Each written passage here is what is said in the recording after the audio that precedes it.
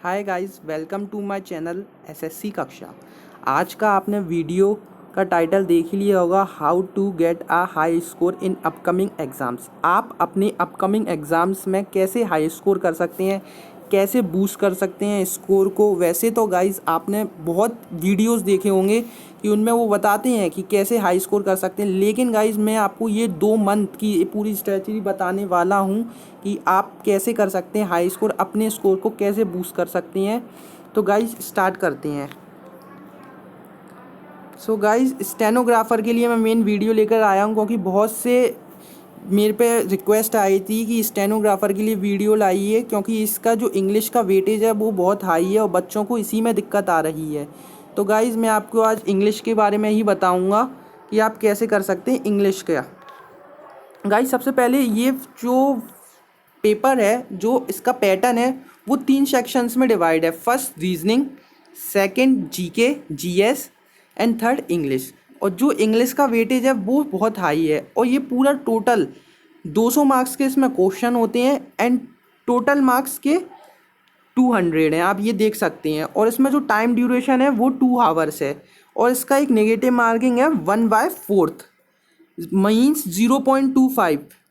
Okay guys, तो ये तो मैंने आपको बता दिया कि पेपर का पैटर्न कैसा है। अब मैं आपको बताता हूँ कि इसमें क्वेश्चंस का मतलब लेवल कैसा रहता है, इजी रहता है, टफ रहता है। सबसे पहले गाइस मैं आपको बता दूं, क्वेश्चन का लेवल इसमें ना ज़्यादा इजी रहता है ना टफ, इंटरमीडिएट कह सकते हैं, मॉडरेट कह सकते हैं, क्योंकि इसमें मेन अपन को 2 घंटे मिलते हैं और उस 2 घंटे में अपन को पूरा पेपर करना पड़ता है। तो पेपर लेंदी आता है लेकिन पेपर ईजी टू मॉडरेट आता है अभी तक की प्रीवियस क्वेश्चनों का एनालिसिस करते हुए। तो गाइस सबसे पहले मैंने इस एसएससी स्टेनोग्राफर के पेपर को 3 कैटेगरी में डिवाइड कर लिया है, बिगनर्स, एवरेज और इंटेलिजेंट।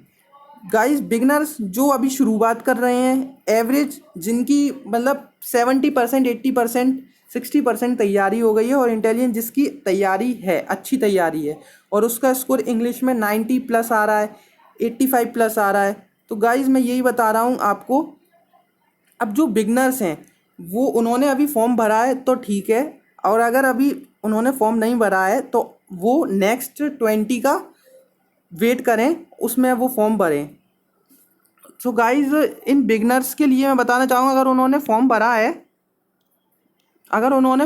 है, बिगनर्स ने फॉर्म भरा है तो वो कैसे तैयारी करें, एवरेज ने फॉर्म भरा है वो कैसे तैयारी करें, और जो इंटेलिजेंट ने फॉर्म भरा है वो कैसे तैयारी करें।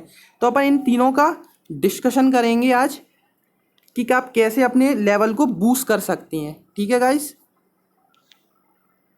सबसे पहले गाइस स्टेनोग्राफर में आता क्या क्या है वो देख लें इंग्लिश के पैटर्न पे।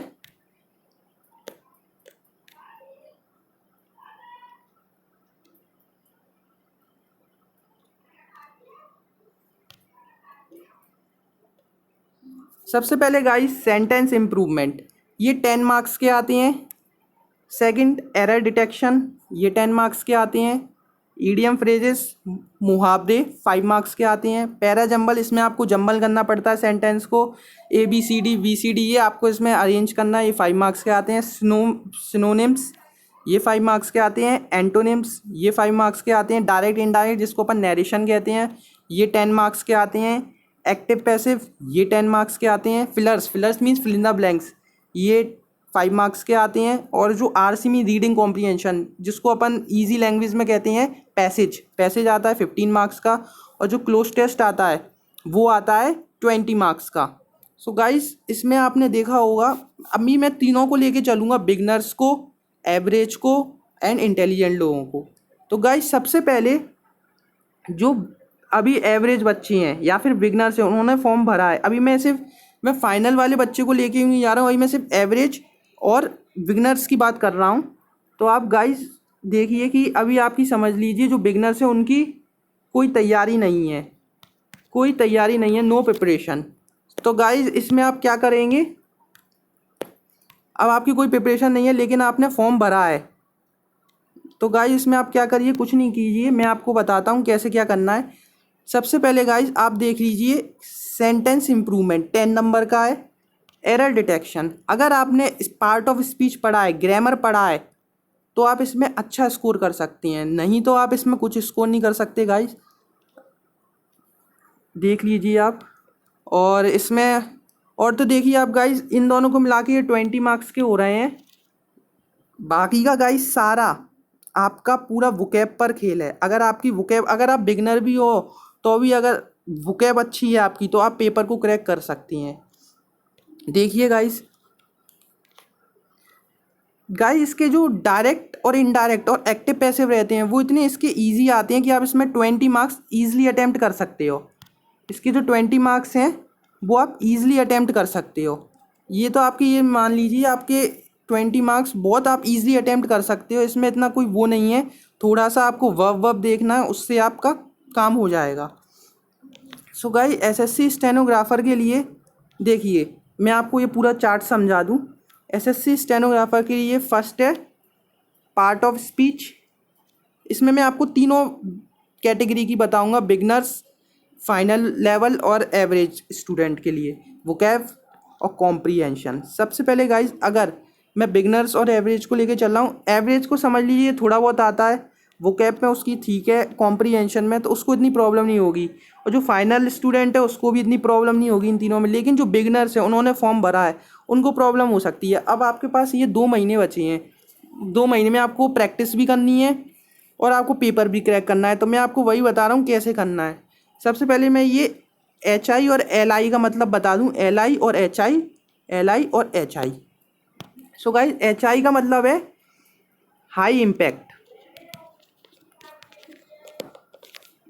मतलब आप इस पर अगर आप ज़्यादा प्रेशर डालते हैं, अगर आप इस पर ज़्यादा प्रेशर डालते हैं तो आपको इस पर कम मिलेगा। क्योंकि गाइस सीधी बात मैं बताऊं आपको, मैं कुछ फ्रॉड भी कुछ नहीं बता रहा हूं, मैं आपको एकदम सीधी बात बता रहा हूं।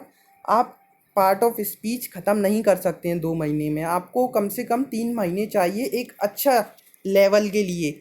अगर आप CGL के लिए भी करना चाह रहे हैं तो आपको एक अच्छा लेवल चाहिए। इससे आपको क्या है, मेंस में फ़ायदा होगा।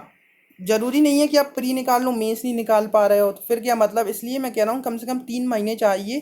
तो इसमें आपको क्या देना पड़ेगा, हाई प्रेशर देना पड़ेगा, ठीक है। और अगर आप अभी देते हो हाई प्रेशर तो आपको क्या मिलेगा, लो इम्पैक्ट,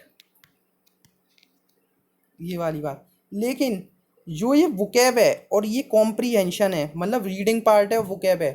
अगर आपकी वोकैब अच्छी है, सपोज करो आपकी वोकैब अच्छी है तो आप अपना कॉम्प्रीहेंशन भी कर सकते। सपोज करो आपकी वोकैब ही अच्छी नहीं है तो आप अपना कॉम्प्रीहेंशन भी अच्छा नहीं कर सकते। क्योंकि जो पार्ट ऑफ स्पीच है वो तो सिर्फ 20 मार्क्स की आ रही है, 20 मार्क्स की आ रही है पार्ट ऑफ स्पीच, और 20 मार्क्स का नरेशन और एक्टिव पैसिव है तो वो तो आप अलग कर ही दो। तो ये 20 20 40 हो गए। अब बचा कितना आपका, 60 मार्क्स। 60 मार्क्स, इन 60 मार्क्स को आप अपनी ग्रैब कर सकते हैं, कवर कर सकते हैं वोकैब और कॉम्प्रीहेंशन में। तो वही मैं बता रहा हूँ, अगर आपकी वोकैब अच्छी है तो आप कॉम्प्रीहेंशन भी कर। लेकिन अब क्या हुआ कि बिगनर्स की भी वोकैब अच्छी नहीं है तो आप कैसे करें, बिगनर्स की भी वोकैब अच्छी नहीं है तो वो कॉम्प्रीहेंशन तो और अच्छा नहीं कर सकते। तो आप इसमें कुछ नहीं कर सकते, आप थोड़ा सा न्यूज़पेपर पढ़िए, द हिंदू वगैरह, हिंदू एक्सप्रेस, जो भी हैं आपके, जो भी घर में आता है आप उसको पढ़िए। इसमें आपको कुछ नहीं करना है, इसमें आपको लो इम्पैक्ट देना है, मतलब आपको ज़्यादा प्रेशर नहीं देना है। इसको आपको, अगर आपने थोड़ा भी प्रैक्टिस कर लिया इसको तो आपको हाई मिलेगा इसमें। नहीं तो आप ये 1 हफ्ते ट्राई करके देखिए, आपको देखना कुछ ना कुछ आप में इम्प्रूवमेंट आएगी ही आएगी। अगर आप में वोकैब आपकी अच्छी है, अगर आप वोकैब कर रहे हो तो आपको इसमें भी कम देना पड़ेगा। अब तो आपने थोड़ी बहुत इसकी प्रैक्टिस कर ली तो आप कॉम्प्रीहेंशन में भी अच्छा कर सकते हो।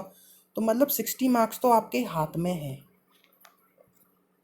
अब बहुत से बच्चे कह रहे होंगे सर हम कैसे करेंगे वोकैब वोकैब, तो आप टेंशन नहीं लीजिए, मैं आपके लिए बैक टू बैक अब मैं आपके लिए रोज़ वोकैब के लिए वीडियो लाऊंगा, वोकैब कॉम्प्रीहेंशन के लिए कि आप अपनी वोकैब को कैसे बूस्ट कर सकते हैं। और एकदम अप्रोप्रिएट वोकैब लाऊंगा जो ज़्यादातर एग्जाम्स में आती है। कुछ प्रीवियस क्वेश्चन भी होंगे, कुछ न्यू क्वेश्चंस भी होंगे, कुछ मेरे ही क्वेश्चंस होंगे बनाए हुए। तो आप इसके लिए टेंशन नहीं लीजिए, मैं आपको वोकैब एकदम अच्छी करा दूंगा, इससे आप अपना कॉम्प्रीहेंशन और वोकैब अच्छी कर सकें। अब पार्ट ऑफ स्पीच में क्या है, ये 20 मार्क्स के हैं, एक्टिव पैसिव और वो तो 20 मार्क्स के हो गए, वो तो आप इजीली कवर कर लोगे। अगर आप वो भी कवर नहीं कर पाए तो आप मुझे कमेंट बॉक्स में लिख देना, मैं आपका वो भी कवर करवा दूंगा। लेकिन अगर आप ये कह रहे हैं पार्ट ऑफ स्पीच, तो पार्ट ऑफ स्पीच अभी कवर नहीं कर सकते। इसलिए कवर नहीं कर सकते क्योंकि अगर आपको थोड़ा बहुत पढ़ना है तो कोई मतलब नहीं है पेपर में, क्योंकि पेपर अब रूल बेस नहीं आ रहा है, पेपर आ रहा है थिंकिंग बेस। आपकी कैसी थिंकिंग है उस बेस पर पेपर आ रहा है, अब रूल बेस पेपर नहीं आ रहा, तो इसलिए आपको इसमें कम से कम 3 मंथ्स तो देने ही होंगे। इसलिए आप इसको अभी रहने दीजिए। अगर आप इसके पीछे पड़े रहे तो आप इसको भी अपना बेकार कर लेंगे और इसको भी बेकार कर लेंगे, तो आपके इंग्लिश में ज़्यादा अच्छा स्कोर नहीं हो पाएगा। लेकिन अगर आप इसको अच्छा कर लेते हैं और इसको अच्छा कर लेते हो, आपके हाथ में 60 मार्क्स हैं और एक्टिव पैसिव वॉइस के 20 मार्क्स हैं, मतलब 80 होगा। ये बिगनर्स का था। अब यहीं आप एवरेज वाले बच्चों के लिए आई, तो इसमें थोड़ा बहुत तो जानते ही होंगे, और वोकैब में आपका अच्छा कराई दूंगा। आपकी वोकैब अच्छी हो गई तो आपका कॉम्प्रिहेंशन भी अच्छा हो जाएगा। तो मतलब वो इसमें उनके लिए कम से कम 60 और ये 20 एक्टिव पैसिव के और 10 मान के चलिए तो उनके 90 हो गए। और इंटेलिजेंट वालों के लिए उनके तो तीनों ही अच्छे होंगे, जब उनकी पूरी फाइनल तैयारी, अब तो वो प्रैक्टिस ही कर रहे होंगे। जो वीडियो इसको देख रहा है अगर वो इंटेलिजेंट बच्चा भी है, वो उस बात को समझ रहा होगा कि अब तो वो प्रैक्टिस ही कर रहा होगा। तो उसके लिए तो वोकैब भी उसको आती है, कॉम्प्रिहेंशन भी आता है, उसको पार्ट्स ऑफ स्पीच भी आती है, तो उसके लिए तो कम से कम उसको 95 प्लस स्कोर करना चाहिए। अगर वो अभी इस टाइम ऐसा स्कोर कर रहा है तो उसका पेपर क्रैक है, ये आप मुझसे लिखवा लीजिए। तो गाइस इस वीडियो में बस इतना ही। आप टेंशन नहीं लीजिए, आपको मैं कल से बैक टू बैक, टेंशन नहीं लीजिए, मैं आपको वोकैब का वीडियो दूंगा। ठीक है गाइस, वोकैब का जिम्मेदारी मेरी और रीडिंग कॉम्प्रिहेंशन की जिम्मेदारी मेरी। ओके गाइस, तो बस गाइस थैंक यू, मैं आपको यहीं पे निवेदन लेता हूँ। और गाइस आप मेरे चैनल को सब्सक्राइब कीजिए, बेल नोटिफिकेशन को दबाइए, जिससे आप पे बैक टू बैक ऐसे ही अच्छे वीडियोस आते रहें। So guys thank you.